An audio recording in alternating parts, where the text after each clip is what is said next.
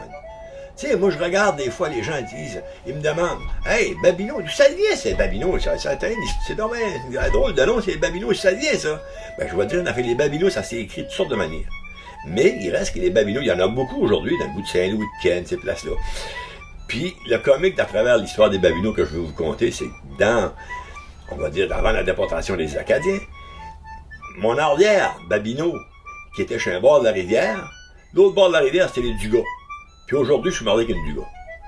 Ah, c'est un fait cocasse. Une autre chose qui est un fait extraordinaire que je trouve pour les Babineaux acadiens, c'est qu'une de nos ancêtres, Marie Babineau, c'est elle qui a fabriqué le drapeau acadien, puis qui a cousu l'étoile dessus. Puis ça, c'est en 1800 quelque chose, j'ai pas la date exactement, là. Mais ce même drapeau-là est encore, existe encore aujourd'hui 129 ans ou 130 ans depuis que ça a été fait, puis il est au musée acadien à Moncton. C'est une Babineau qui a fait ça. Dans l'histoire, tu sais, les Babineaux, on dit tout le temps, ben, des fois, des gens, les Babineaux, c'est du monde important. Non, c'est pas nécessairement du monde important, mais ça a toujours été du monde qui se sont impliqués énormément. J'ai découvert, il y a quelques années, mon grand-père Narcisse Babineau, qui est arrivé ici en 1915. À un moment donné, il était décédé, puis la société secrète, la patente, la société de Jacques Cartier, l'ont nommé grand commandeur. Puis j'ai eu le certificat de ça, puis toute l'histoire. J'étais en quel honneur! Il était mort, qu'est-ce qui est arrivé là? Comment ça se fait? Alors, il y avait encore des vivants, ces gens-là qui avaient signé ça, cette affaire-là. J'ai été les voir. Ils ont dit que ton grand-père est un défenseur hors pair de la langue française. C'est un politicien impliqué énormément, mais beaucoup sur la langue française. C'était une des causes pour laquelle il l'avait nommé comme ça. Et tabarouette, j'ai été pour dire, hein, parce que j'ai dit, mon grand-père, ça m'a toujours fasciné quelque chose. Mon grand-père Chassé, Xavier Chassé, qui est arrivé ici en 1912, lui, c'était en agriculture. Il avait fait de l'agriculture, puis il était jobber, puis il a eu 8-10 enfants, si ma mémoire est bonne, mais il a toujours travaillé chez la terre. Mon grand-père Babineau, qui est arrivé en 1915, lui, d'après moi, il n'avait jamais travaillé de sa vie. Parce que moi, je l'ai connu, il était vieux. J'ai dit, coudonc, mes parents, qu'est-ce qu'ils faisaient, papa, toujours Babineau? Ben, ma mère a dit, grand-père Babineau, quand il est arrivé ici, c'était encore ce qui restait à Neuville-Huaville, pas loin de Trois-Rivières, puis sa maison, puis son magasin a brûlé. Fait qu'il était grand chum à Sir Wilfrid Lordy. Puis l'autre, il s'en allait à Ottawa. Il a dit à mon grand-père, je vais te trouver une job. Mais mon grand-père a dit, je ne peux pas faire grand-chose, j'ai plus de magasin, j'ai plus rien, j'ai tout à brûler. Il a dit, je vais t'envoyer dans une nouvelle colonie au Nouveau-Brunswick, à Kedjowé. T'achèteras le bois pour la compagnie d'Autreuil.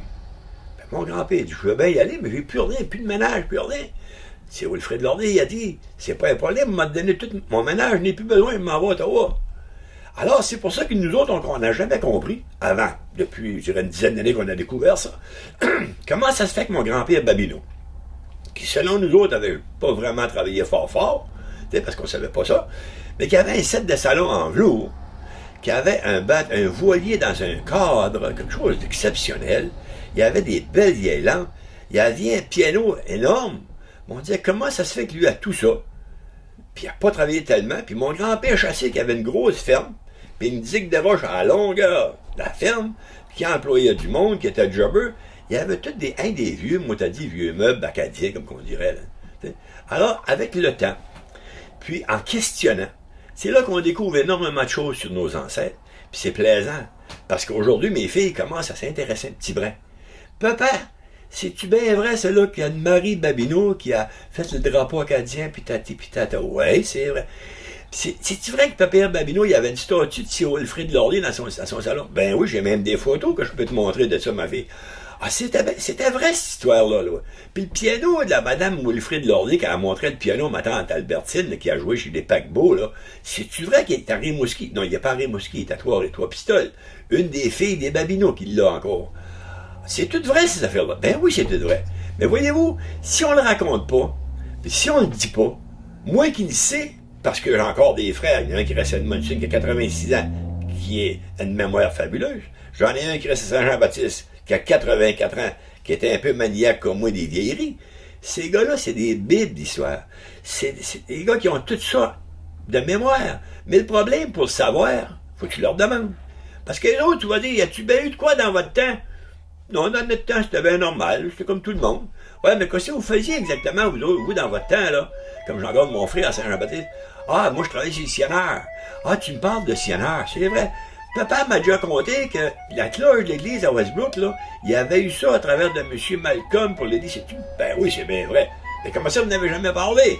Ouais, mais c'était bien normal, il n'y avait pas de cloche. Camille Leclerc, il a dit à mon père, tu connais-tu les gars du Sénat? Il ne pourra pas nous avoir une cloche de train, mettre à Westbrook? Mon père, il dit, bien sûr. Hein?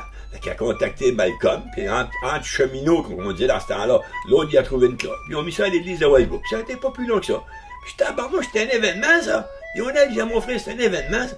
Fait que sorte d'événement qu'il y a dedans, il dit, c'est rien qu'une cloche. Ils l'ont mis, je l'ai dit. Ça a rendu ça, ça vient de finir. T'sais, c'est ça qu'il faut, avant que ces personnes-là s'en aillent. Il faut poser les questions.